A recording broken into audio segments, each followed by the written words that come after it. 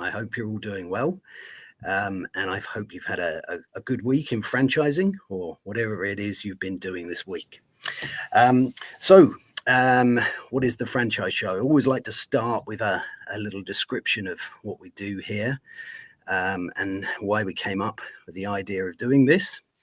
So the Franchise Show, as you can imagine, it's about franchising, but it's also about everything else that goes into starting a business, growing a business, and the complex relationships that happen within that.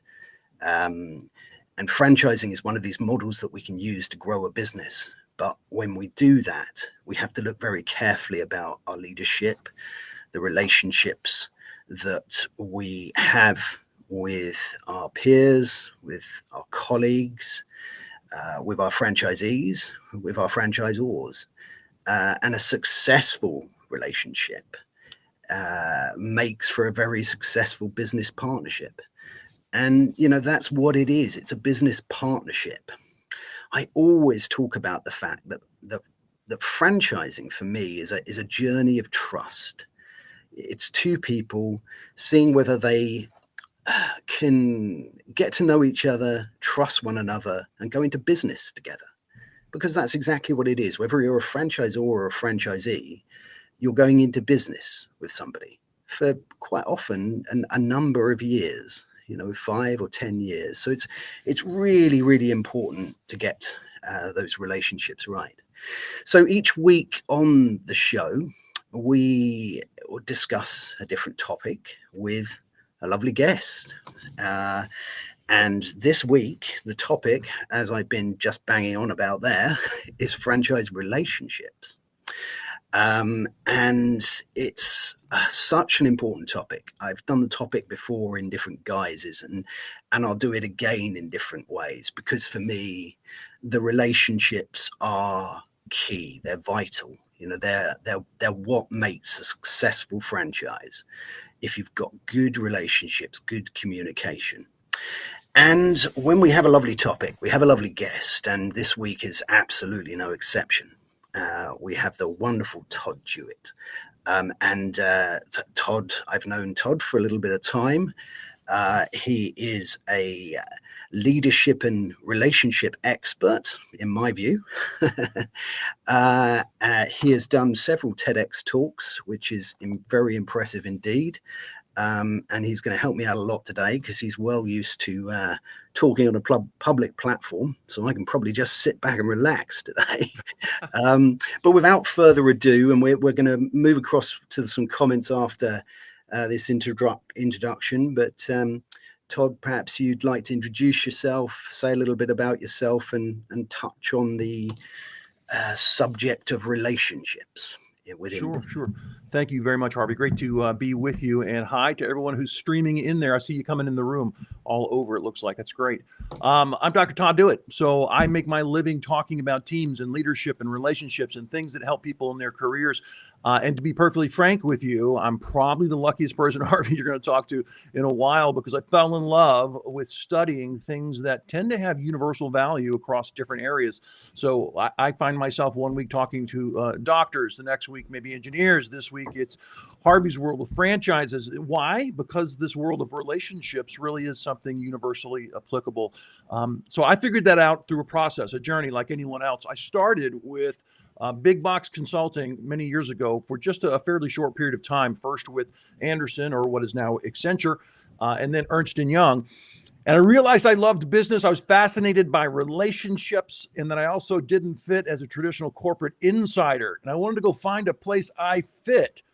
So I went and found that place, and it was the Ivory Tower. And I got a PhD in organizational behavior from Texas A&M University, which is kind of the business school's version of a shrink, if you will. And I got to study relationships as an outsider and help people in a coaching mode get better at that, and in a teaching mode understand what that is. And I thought I was going to do that forever. I got the PhD and became a professor in Ohio in the U.S. Loved teaching MBA students mostly things about leadership and relationships and success in careers. It's a lot of fun. But as you well know, Harvey, life has its own plans for you. And I started down that path. It was going well. I was tenured senior professor for life if I wanted it. And Well, then people started calling. They just started calling. This event coming up, and I started speaking. And then later, people started offering me money to speak, which is strange at first and lovely after you get used to it. And I grew that side hustle into a business that was taking way too much time. And I made a decision about 12 years ago to leave a tenured position for life and be a solopreneur. And I've been making courses for LinkedIn and giving speeches and writing books ever since. That's a fantastic introduction. Thank you so much for that. And you talk about doctors, and you're a doctor yourself there. PhD. I mean, if you ask an MD, I'm not a doctor. Well, that's it. My late father was very close to being a doctorate for architecture. So yes, you can be a doctor in all sorts of different ways. Before we continue to get a little bit sort of deeper into the subject of franchise relationships, I just want to recognize everybody that's joined us here early on today. So we've got Ulysses here. Great to have you with us. A new person, hasn't been with us before, recently connected. Really pleased you're here. Looking forward to your thoughts on relationships within franchising. We've got a LinkedIn user saying hello to you. We've got Tim Morris here. Tim is a fantastic franchising expert and a regular visitor to the show, and is going to be a guest this year. So it's fantastic to have you with us here, Tim. Looking forward to hearing your thoughts on franchise relationships as we continue. We've got Claire here today. Hi, Claire. Great to have you with us. Looking forward to your thoughts as well. And Claire's put, I like that journey of trust. Well, I'm glad you like that, because to me, that is, and I think we might revisit this comment here.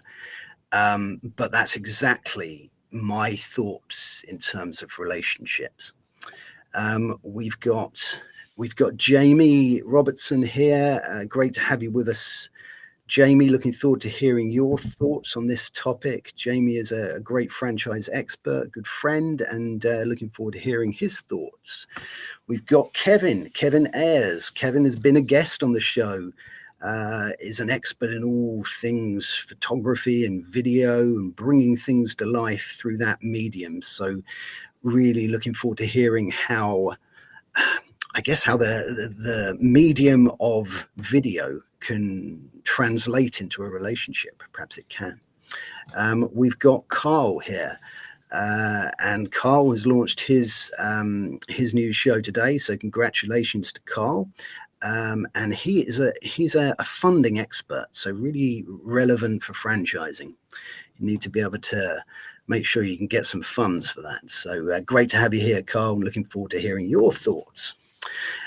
We've got Jeffrey here as well. So great to have you, Jeff, and looking forward to hearing your thoughts. We've got a fantastic audience, and I think that might be because of you, Todd. We've got Simon here. Simon is a franchising recruitment expert. He's a regular visitor to the show. Fantastic chap. Looking forward to hearing his thoughts. We've got Kelly Steinecker is my good friend, and I've been doing LinkedIn Lives with Kelly for many months, and we're learning and sharing together. So, and Kelly's show is after this, The Awesome Journey. So you've got to check that out. We've got 3 more. So, and then I'm going to turn it back to your good self. Thank you for your patience, Todd. We need to recognize these wonderful people though. We've got Johnny here, Johnny Joseph, and Johnny is going to be a guest on the show, and he's a franchise auditing specialist, and really interested to hear his thoughts, because when you have an audit, the relationship is really key. So I think it's going to be interesting to hear what your thoughts are, Johnny. We've got Danny here. Danny has been on the show and is another leadership and relationship expert. So I'm sure he's going to have some fantastic things to say today. Really looking forward to it. And finally, for now, the great Don Cohen. And Don Cohen is my good friend and is responsible for me doing LinkedIn Lives. He has shown me everything I need to know. And I know, Todd, you know Don as well. So fantastic to have Don here. So that is recognizing everybody who has taken their time to come along and be here at the moment. Really looking forward to hearing your thoughts. What do you make of some of those comments there, Todd? Great stuff. It's wonderful to see all these folks here. Minerva just slipped in. How are you? I also see that Simon said, I really resemble Ronnie Barker. I'm not sure I know Ronnie Barker. So after we're done today, I will look up Ronnie Barker. But I'm happy to see a lot of people care about these topics. You know, to be honest with you, this is always a little funny to me when I look at my career, that talking about basic people-related issues, which is mostly what I do, is so in demand, so useful, and so foreign, oddly enough, to people. So what I've concluded, at least in the West, especially in the US, is that we understand social sciences across different areas are very clear about the importance for quality communication and human relationships for success in life and happiness and so on. Very, very, very clear. But what is reflected then in our educational system? We don't spend nearly enough time, much if at all, on teaching people how to understand, as a part of core educational studies, how to understand empathy, and related a million other notions about what it means to have self-awareness, what it means to build rapport, to have a great conversation, to be invested not just in yourself, but others. All these people-related issues, they're so important. So what I used to find, actually, with MBA students, I was teaching for years, a required, you couldn't get your degree without taking this one people course from Dr. D. And people would come in mad that they had to waste their time talking about these silly people issues. I wanted to talk about business, darn it.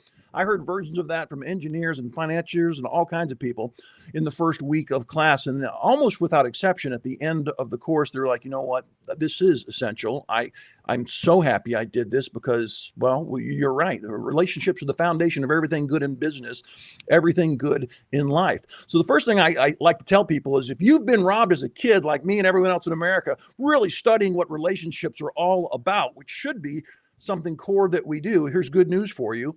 It's not a mystery. It's not really difficult.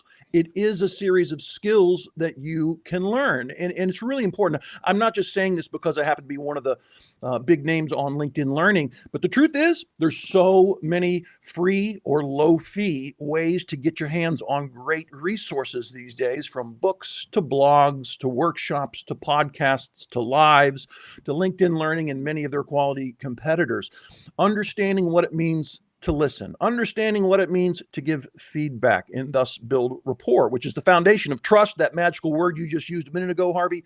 These things are not a mystery. The truth is, and I've had the privilege of watching so many people at work as a part of what I do, the truth is good men and women go to work every day and they don't think about what they're doing. They just react. They have a fire burning somewhere, a list of to-dos that's crushing them, and they don't think as they go into the meeting, how am I going to approach so-and-so? How am I going to approach this issue? How am I going to make sure this is successful today? They just jump in, which is wonderful, but it's not the most thoughtful way to exist. So, I mean, if I was going to talk for hours with Harvey today about communication and relationships, I would say it really does start with self-awareness. How much you understand yourself absolutely has a huge impact into how much you are able to understand and thus build rapport with others. Here's the rub, and I actually want to hear your thoughts on this, Harvey. Here's the rub.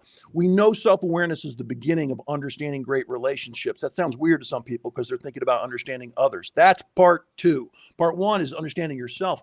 Here's the rub. Most people aren't great. We're not wired to be great at understanding ourselves. We have notions about who we are, but what I'm telling you with a lot of respect is that we're not good at it. And a lot of what you think about yourself is wrong. I'll reframe that. It's inaccurate. Sometimes a little, sometimes a lot. The only difference is how much, because it's inaccurate. So if you want to actually put a toe in the water and go down this path to thinking about these types of issues, you need candid feedback. This is not part of your eval as a business person working for someone. This is not a formal document. This is just a person who knows you, that you're going to find and empower to shoot straight and unvarnished about what they see as you both leave a meeting, or what they see since they've worked with you for a couple of years. Most likely, again, having done this with a lot of people, you're going to hear some things you expected, and you're going to hear some things you did not expect. And the question as to whether or not people become really successful is how well they can deal with the fact that some of those things weren't expected. Are they going to discount them and blame someone and say that's not accurate? Or are they going to genuinely ponder and look for some portion of it that might be accurate, relevant, even actionable to help yourself become a little bit better version of yourself? That's the key question. Harvey, what do you think about that? I think you're absolutely right. I mean, I wrote down a few things that really resonated with me, and we'll come to some comments in a minute, because I think that we've got some great ones coming in. One of the things that resonated with me was feedback, and I think when you are in an existing franchisee-franchisor relationship, that feedback is really important. So when you have a franchisee that, let's for instance, has a challenge, you may not be able to solve that challenge, but you need them to understand they've been heard, and that they've got maybe at least a time frame for when you're going to come back to them. If they've got an idea, it may not be suitable for the business, but at least they get some feedback on that idea as to, what perhaps they might need to do for it. So for me, feedback is a really important part of what you've just said there, and that educational piece. But look, I want to get to a few of these lovely comments and recognize a few people that have joined us since that we've been talking. So we've got Minerva here as well. Great to see you. Hope you're well. You're going to have a check to see who Ronnie Barker is, and he's a legend as well, so that's no bad thing. Rachel's here. Great to see Rachel. And Rachel is part of an organization that helps advertise and promote franchises across the world. So that's great to see you here. Now we've got a longer comment here from Ulysses. Greetings from Miami. Here it's a little windy. To me, Miami always sounds like it's going to be sunny all year round, 24 hours a day. That may have been based off some televisional things, but your experience in franchise industry is quite impressive. Could you recommend any innovative approaches or trends in franchising that you find particularly promising? I think that's a really interesting one. I think that we're going to probably touch on franchise trends in another episode, actually. So I think that's a really interesting one, and it could well be a topic coming up. So I'm going to certainly let you know. But you know what? Whatever the trend is, whatever the innovation is, it's still important to get the fundamental relationship right, because you can have the best idea, you can have a really clever innovation, but if you haven't communicated that correctly, or if you're not listening to your franchisees, or you won't be able to get any kind of traction with that idea. So yeah, I think that's a great point, and I think we're going to definitely touch on that in a future episode. So thanks very much for that. We've got Penny Hopkinson here. Great to have Penny here. Penny has written a book called Manual Magic, and it's all about ops manuals within the franchising world, which is absolutely fantastic, and everyone needs to know that. Let's just have a quick look at what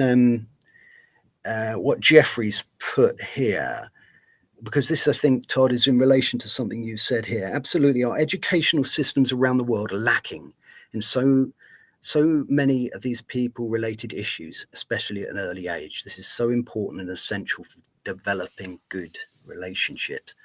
Yeah, I completely and totally agree. And I think, you know, when we're talking about education, and we're really sort of going back to the sort of early stages of that, you know, I think of John Hayes here in the Titus Academy. You know, in the US, there's a university that's dedicated, you know, to franchising, something that is coming here in the UK. But, you know, definitely education is really, really important in that piece. We've got another author here. Danny has written a book called Franchise Fame. She sent me a free copy, so I better plug a book. But and Danny is going to be a guest coming up. Really looking forward to having your thoughts on that. I think a question I was going to ask you, Todd, and I know, you know, franchising isn't exactly your world, but, you know, business and relationships. Franchising is just a model to grow a business, right? But relationships are key. When you go into a business to help them with their relationships, what's that sort of starting point that you begin with? You know, we add another level here because we've got customers, we've got franchisees, and we've got franchisors. There's one level in between that. But where do you think the starting point to look at your relationships and your businesses? Well, you know, obviously for me, I'm usually inside a traditional, let's call it a traditional organization, employees reporting to some leader somewhere. The first thing I want to know if I'm actually going to do some type of consulting work is what's the evidence that we have that things aren't maybe as they should be. We'll talk about turnover and changes in turnover. We'll talk about the amount of conflict, whether it's been ticking north or staying constant. We'll talk about the number of ideas about ways we might change and improve. Is that looking problematic, or is it trending in a certain direction? All of these are indicators about the quality of current relationships. See, a minute ago, you mentioned sharing an idea. And I got to tell you, I was very excited to hear that because my first love as a scholar, back when I was still trying to be a social scientist, was creativity and innovation. And that is not in any way unrelated to communication and relationships. They are welded together. You never have. This is common for me. You go into a company and you see in what a leader says, what an executive says, what the website says, what the letter to shareholder says. They want change, positive change. They want to improve. They love innovation. They need employee creativity. And then I ask you, how often do you think that down in the average relationship within that organization, do you actually see behaviors consistent with those ideas? The answer to that question is not often. There's a disconnect. I call it creativity and innovation rhetoric because there's a lot of it. The truth is, you won't get a person to say, hey, have we ever? Did you know? I think we could. What if we tried? You don't get any of that, which is the beginning of a conversation that might lead to innovation and change in a positive way in an organization. You never get that unless there is rapport, respect, and trust. The respect comes from their belief in your competence. It comes from their understanding that you treat them well. That leads to rapport, which is a comfortable, that's a huge word in relationships, comfortable give and take. They're not afraid to speak to you. A lot of people call that psychological safety, but that sounds a little fancy for me. Do people feel comfortable speaking up when they want to speak up? Or do they do what I know is far more common, and they censor for a million reasons, primarily because they don't want to have an idea rejected or be too negatively evaluated. But that's where trust comes. If you don't have trust, meaning they treat you with kindness and respect when they love your idea, when they think it's a decent idea, when they think it's a bad idea, because that's what a quality person does in a healthy relationship. And I'm here to tell you, it's an opportunity for all of you, because that's actually not the average relationship out there. The average one is a little bruised and battered because we're all busy and maybe less thoughtful than we should be about relationships at work. But that's a massive upside that you can start enjoying. I got to ask you, how do you think you begin that journey? Even if you don't bring a guy like me in, how do you begin that journey? I've watched a lot of leaders struggle with this. It starts with saying, I've come to the realization I am good, not great. You know, I know I'm missing something at work because people seem to be happy only about half the time. I really want to work on creating a context where all of you are full-time, comfortable and capable to speak up so we can have a next level conversation. What do you think it is that we need to do, that I need to do to make that happen? And then I'll give you this free bit of tricky advice, a little hack for meetings for some of you that might like this. If you ever say something like I just shared, tell them, you know what? I'm going to leave for 15 minutes.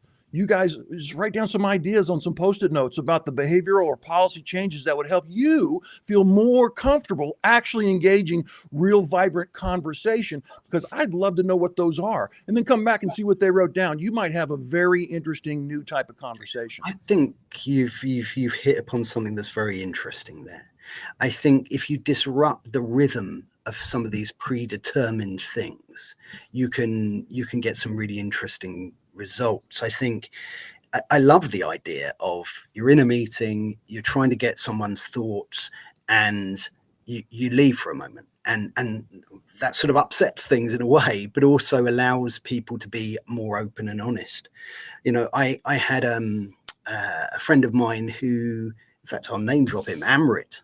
He's a franchising expert here, and he takes his team on a walk, on a 10K walk, to talk about things, and it's unexpected, it's different, you know, and you get a lot more out of people. So, and we go back, and I always talk about trust when I talk about relationships, because when I'm talking to potential new coffee shop owner franchisees, I'm always talking about the fact that this is about trusting each other. This is about getting to know one another, and getting to know someone takes a bit of time to see whether they're the sort of person you can do business with for 5 years, 10 years sometimes. So it can't be rushed, I think. You know, I think, and I like what you said there about the fact that some people censor things. I think this is a key, and I'm going to go to these comments because there's a few direct questions for you here, Todd. But I think that when people are in an environment where it's not easy to talk, so it's not easy to talk to an individual because of how they are, there's a culture perhaps that makes it not easy to put your opinion across. Now, that's an opinion perhaps of a franchisee to a franchisor, or an opinion of an employee within a franchise organization. If you have an environment where you're always open, and even if you say, look, that's not going to work, but you're in this relationship where it's okay to say something that's not right, bit daft, people don't like it, but you're not going to be berated for it. Correct. You know, it just doesn't happen to sit at that time. That's a healthy relationship to try and get to. So I love that, to not censor things, to build up that trust. Let's just touch on something that Penny's said here. She says, Todd, with more than 30% of the global workforce young millennials and Gen Z, what advice would you give to franchisors on adapting relationships across the generational divide? Do you think, Todd, that there's a difference in how younger people learn and deal with relationships, and how would you approach that in a business? Yeah, there's no doubt about that. It's a fascinating time to be in work anywhere of any kind, because we've never had more generations at work together than we have right now, which is fascinating and provides some challenges for sure. Not everyone has the exact same values, interests, and outlooks. I understand that. There's huge opportunity as well, and the future is about millennials, Zs, and alphas. And if you don't resist some of those tendencies, every generation has those tendencies to say that the way I view things is correct and the way you view things is suspect. If you do not resist that, you're in deep, deep, deep trouble, because all the ideas that lead to amazing innovations in most organizations seep up from the bottom, not from the top down, which means it's time to go to boot camp and learn about those younger generations. I've been advocating for 5 years now that anyone 40 plus needs a mentor that is at least 10 to 20 years. In my case, I'm 52, should be at least 20, 30 years younger, because if you don't, it's almost difficult to decipher the way they use language. So you want to know what they value. You want to understand some of those references they're making. You want to do those things that seem not relatable to business to you that are so relatable, because when they see that you care, that you're trying, That's trust and rapport, or at least the beginning of it. And that's when a Z, in the presence of a bunch of older millennials and Gen X's and a few boomers, might actually feel comfortable enough to speak up. Now, I'd like to be clear. I kind of look a little different than most people my age. I know this, but you don't have to get a tattoo on your arm, your face, or anywhere else. But you have to start being really comfortably open with all those youngsters who are doing those things that maybe at first blush look different than you. So my advice to people in organizations, and I really mean this, is stop talking about the rhetoric of we need to find superstars that are young and promote them, because these generations need to start learning rapidly and assuming some ownership and leadership in our organizations, and go do it. Go find the most capable youngins you can find and put them one spot above where maybe you're normally comfortable putting them, and you're going to learn so much about each other, and you're going to signal to so many other people they know, and the community that's watching you will know that you actually are taking this shift in generation seriously and trying to use it for the asset that it is. Yeah, I think that's brilliant. And I'm a huge advocate within the franchising industry to make this industry appeal to younger people. I think it's something that, as I say, the Titus Academy are looking at. I've got an episode coming up called The Youngest Franchisee with Jitten, talking about being a franchisee when you're age 22. But yeah, I'd embrace those new ideas, be open to doing things a different way when you've got somebody who's got a young mind, can think of things in a different way, and make it an environment, make that relationship so that they're comfortable using their language, using the ways that they communicate, and bringing those ideas into your business. Let's have a little look, because we've got a few more comments here. In fact, quite a few more. We have to do about 4 hours today, Todd, if you're available. Right. We'll have a look at what Tim's got to say. Todd, would you agree that the franchise sector has a responsibility to understand challenges franchisees may be having from the franchisee's perspective? There are many reasons why a franchisee may not be performing well, but very often we point the franchisee to the operations manual, the contract, or learning resources. I think so. Yeah, sorry, go on, Todd. Apologies, Harvey. I love the question. It reminds me very, very much of a similar question in organizational life that we've been looking at for years. Hey, how should we treat these employees? Just tell them how to do their job, or actually invest in them as people and get to know them and form relationships? Not saying you have to be best friends, but you have to know them for more than just being a professional. So is a happy employee then a productive employee? There's some truth to that, but it's not simple. You have to have great clarity of expectations and available necessary resources and accountability. In the presence of all of that, a happy employee tends to be a very productive employee. So when I think about that question, yes, you are absolutely in a best practices, I think, from a relationship perspective, a common sense perspective. You are supposed to do more than refer them to an operations manual. No one has ever felt closer to you. No one has ever felt motivated, or let alone inspired, by being sent to an operations manual. That's a simple fact I would bet my life on. You're supposed to look deeper, make sure that you understand the root cause of what's bothering them.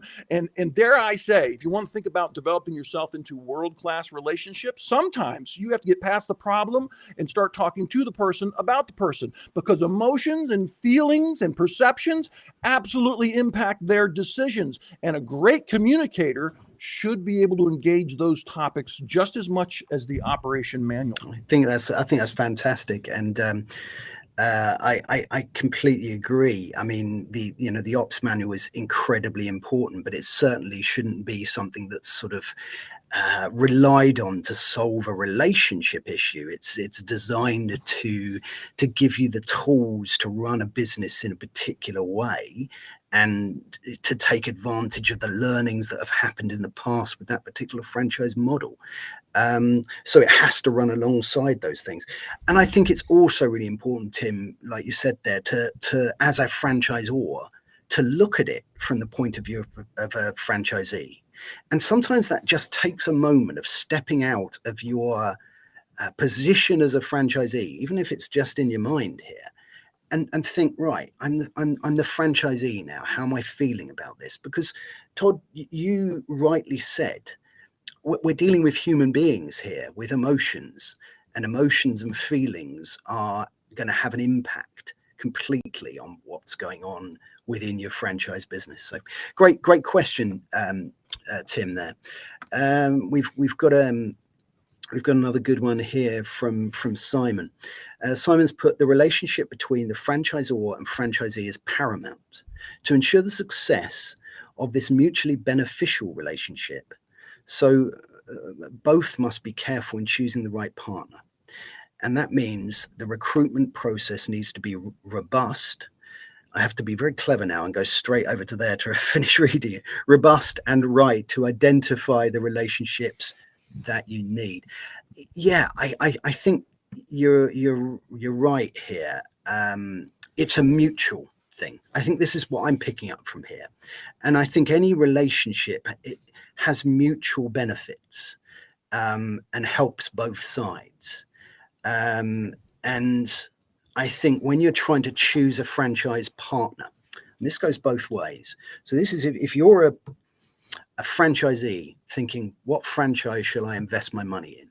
Or if you're a franchisor thinking, which franchisee should I have running one of my regions, right? Choosing that partner is key. And it really does come down to getting to know each other to see whether that relationship is going to work. You know, you can check all the ops manuals, all the agreements, the FDDs, all of these documents to see if they tick your boxes. But really, you're going into business with someone and you've got to understand as to whether you're going to get on with them and whether that's going to be a successful relationship. So I think being careful and understanding that's a mutually beneficial relationship is a great point.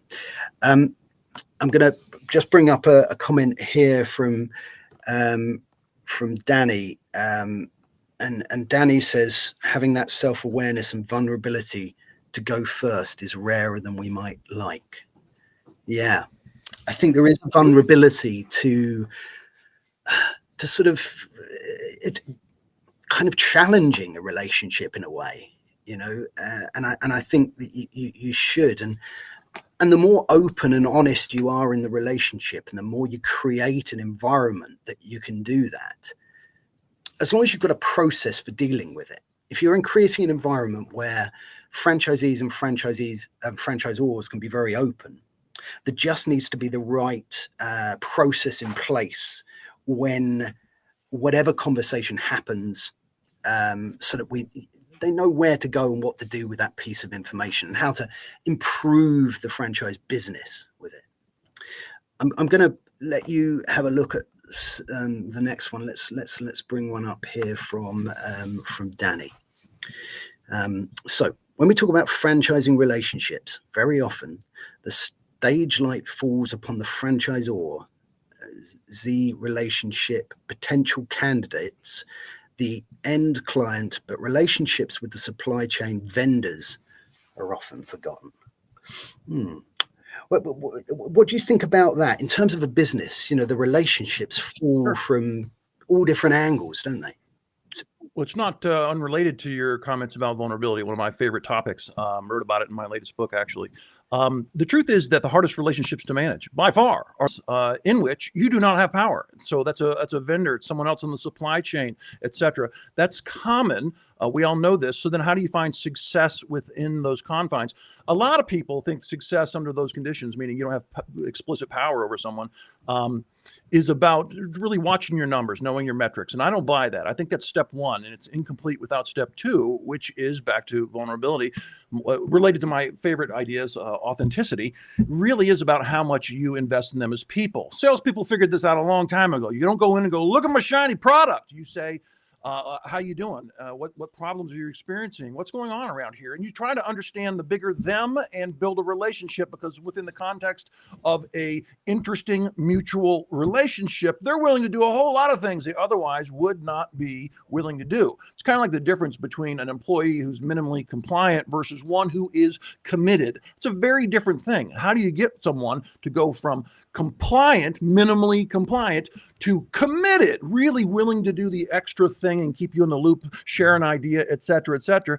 And the answer is not pay them more. The answer is not just flatter them. The answer is build a legitimate, honest relationship and being authentic about the good things you can do for them and the warts in your organization too sometimes, and being vulnerable. Times you had success, that's great, but times you messed up, that's even better, because when they see you as human, they, meaning anyone with whom you interact in business, believe me, it's golden, because they say to themselves, wow, I feel a little more okay being ridiculously human too. And that's where a different conversation begins.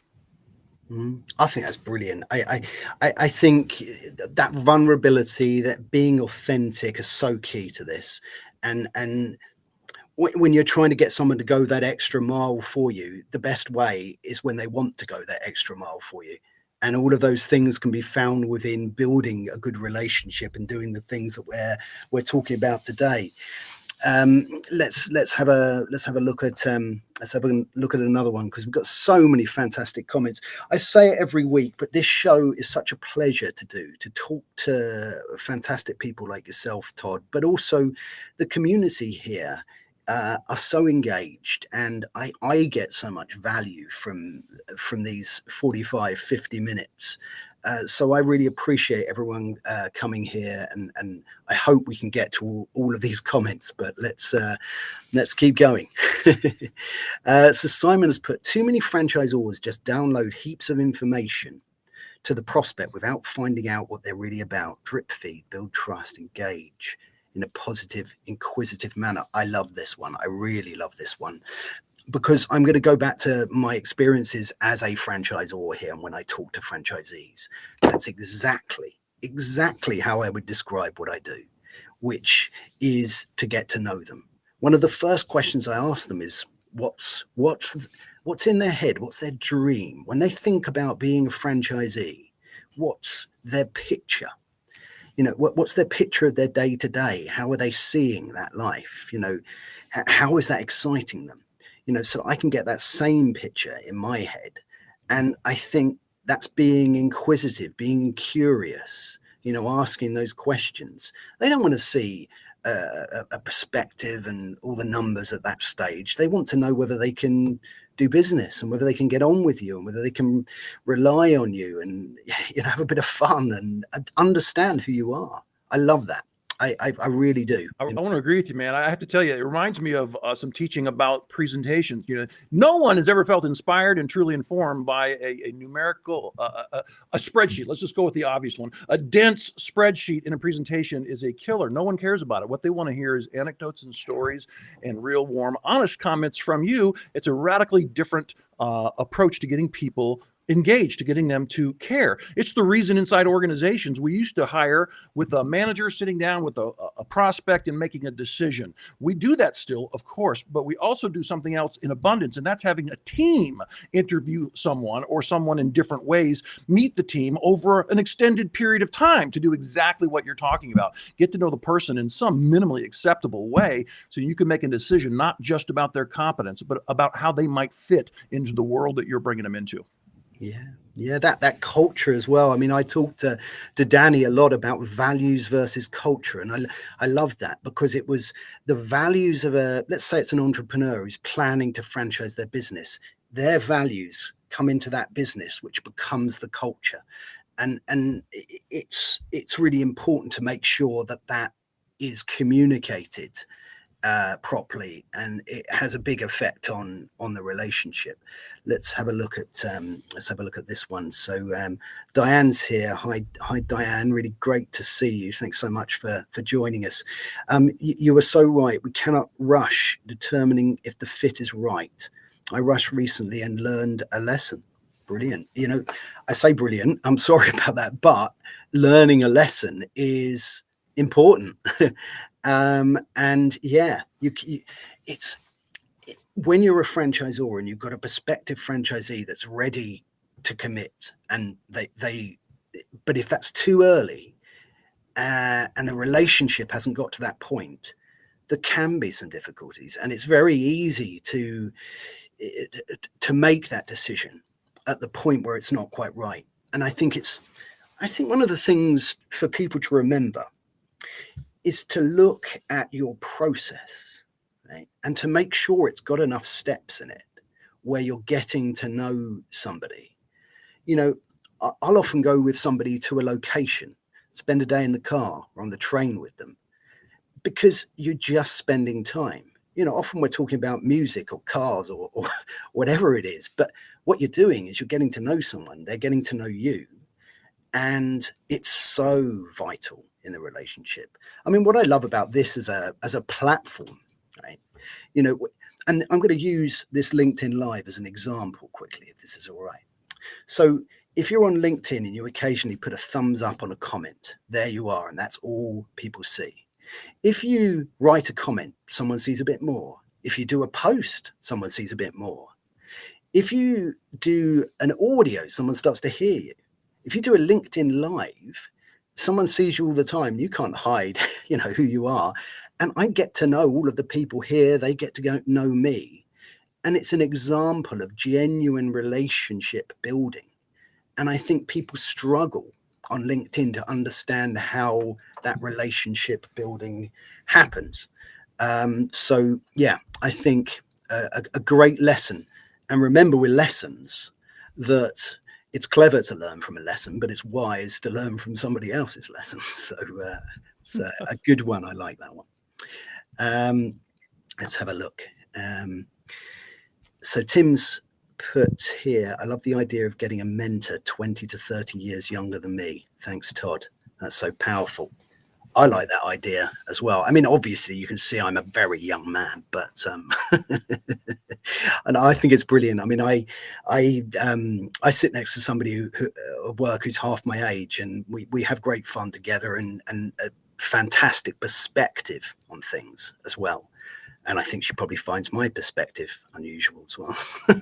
I have two boys. I have to tell you, you're going to find that they look at you funny sometimes, and that's okay. My boys are late in high school and late in college, and they're the first readers. When I write something new, I wrote my last book, so it's a fable, a business fable, and they were my first readers, and they did point out things that were not on my radar because they got different eyeballs than I do, and that's beautifully valuable if you want to understand how your products you're creating are viewed by others. Absolutely. Sorry, something just fell off the desk there. LinkedIn Live, you see. Things fall off. No editing out of that. Right, let's have a quick look. We've got sort of four or five more comments here, and then we're going to start to wrap things up. And I want to give Todd you a chance to have a little sort of closing and some final words. But let's just pull up a couple of last comments here. Penny's put, this is so important for the operations manual. Now, Penny is an ops manual specialist. She's written this book. I've got so many books that people have written. But so this is really interesting to get Penny's take on an ops manual and the relationship between relations and knowledge sharing. Now, Penny's going to be a guest, and it's going to be a really interesting one because knowledge sharing is absolutely what we're going to be talking about. So Penny's put here, it's so important for the operations manual. We're rebranding it as knowledge sharing environment to make it more relatable. You see, I love this. You know, an ops manual can sometimes be seen as this sort of boring, lethargic document that you've got to look at. But, you know, if it's something that's sharing interesting stories, and I know that Penny's book, just like your book, Todd, is a fable. It's a tale that gives you also advice and shares knowledge. And I think it's a great way of communicating and helping that relationship rather than it being static and clinical. What's your thoughts on that? Well, I'll tell you, the franchise world can benefit from this idea of knowledge sharing, just like organizations are trying to do. So what they recognize is that dialogue between people that is ongoing and fairly open is very, very, very important to help them feel connected to a warm source of something that matters instead of something cold like the old school ops manual. So what are they doing inside corporations? I mean, they're using Slack channels and other types of ways people around topics that matter can, in real time, go connect with others who maybe have seen these same issues, or they want to test out an idea and have people in a public way kind of to jump on it and go, this is what makes sense to me in that idea, and this is what doesn't. That's knowledge sharing. It comes in many, many different forms. Yeah, when I think about an ops manual for your world, I think, no, obviously it should be an online digital world where those documents are available, but they're really surrounded by chat rooms and access to people and captured knowledge from people who've addressed things before, so that you can not try and reinvent the wheel and not reach out when the answer's right there if you just connect people correctly. Yeah, I think you're absolutely right. And, you know, it's just having a new way of looking at this educational piece, and something that really should help you in your journey as a franchisee, the ops manual, but have it as something that, like you say, embraces new technology, embraces new methods of teaching and learning and sharing. And I think that's it, isn't it? It's knowledge sharing. You know, I worked in the equipment industry for a while, and rather than having a great big document that you have to flick through to see how something worked, we'd have a little QR code that led to a video, you know, and it was just a different way of doing it. It was slightly more engaging. And, you know, I think that's exactly it. It's important to embrace these new things. So let's have we've got about another 5 minutes, so we'll go for another couple of comments, and then the last sort of 2 or 3 minutes, Todd, I'll let you sort of give your final thoughts and let people know how to get in contact with you. So let's just say hello to a new person that's here as well. Dr. Benaz, and I hope I pronounced that right, says good morning from, I think it is California, another place that I'm assuming is sunny and hot 24 hours a day all year round. But it's great to have you with us. Thanks so much for joining us. But look, let's have a look at this one. Okay. So this is from a LinkedIn user. I'm not sure who this is, but thanks for the comment. Everyone enjoys having leadership expectations and success. Be the person that teaches them how to attain these. Knowledge is a gift that can never be taken back. More important than a raise. Always sharing your knowledge as the ultimate gift to the franchisee and team members. Yeah, I love that. I think I'm going to take it off the screen because we can't see your face, Todd. But I really like that one. It really is, you know, when you briefly touch there on not giving people a raise and giving people other things that are valuable. If you give someone a raise, they'll be excited for 1 month, get used to it a month later, and expect it 3 months later. Correct. But if you really listen, understand, and value somebody, it can be as simple as saying thank you, or you've done a great job, or being interested in them. I think for me, Harvey, the two most important words in business are thank you. Absolutely. Yeah, they definitely are. And stay curious as well. I think if you say thank you and stay curious, if you want to understand, because if you understand somebody's desires and their thought processes, and you take the time to understand what's going in their life, then you'll be able to give them so much more value, and then they'll enjoy their job, they'll enjoy being a franchisee, and you'll have a healthy relationship. So I think stay curious, say thank you. These are really important things. Look, we could go on here because it's an amazing conversation, and you're such a brilliant guest. But unfortunately, we are starting to draw to an end. What I will be doing is I will be coming back to every comment over the next 2 days and answering and sharing, and hopefully Todd might be able to have a look at these over the next few days and give his thoughts if we haven't managed to get to them live on the show today. But before we finish, I wanted, Todd, to give you a chance to give your final thoughts and advice on relationships, together with some ways of getting in touch with you, any references to your lovely books, and anything you'd like to say finally. Thank you very kindly. I would just humbly submit that, you know, relationships, it's a dance. It's multiple people. It's not just about you, and kind of learning to accept and laugh about that is really puts you in a position to be better attuned to forming and maintaining good relationships. Next thing I would say is don't forget it's a skill. You can learn how to do this even better than you're doing it right now if you just search out the resources and then practice a little bit. This is a thing you can do, I promise you. Where to find me? I don't hide well. You can find me, my LinkedIn profile, last name Dewitt, Dewett. I also have a website with lots of information about books and other things, drdewitt.com. And of course, for those who haven't discovered the library yet, I have a whole lot of courses that might be relevant to you and your teams over at LinkedIn Learning. That's fantastic. Thank you so much, Todd. Well, we are now drawing towards an end, to a conclusion. So once again, Todd, thank you so much for your time today. Really appreciate you being here. I could speak to you for hours. I hope that you'll be back on the show, because I think we haven't even talked about music yet. So you need to check out Todd's article about rock and roll. So maybe we'll talk about that one, franchise rock and roll, next time. But it's been fantastic to have you here, and everybody who's been here in the comments. As ever, you drive the show, you add value to the show, you add value to me. I love engaging with you all and bringing you all into the show. We're one community together, and we're building a great relationship together. So thank you, all of you. We will be here as ever next Tuesday at 12:15 p.m. Eastern time and at 5:15 p.m. UK time. So thank you, everyone, and we will see you again.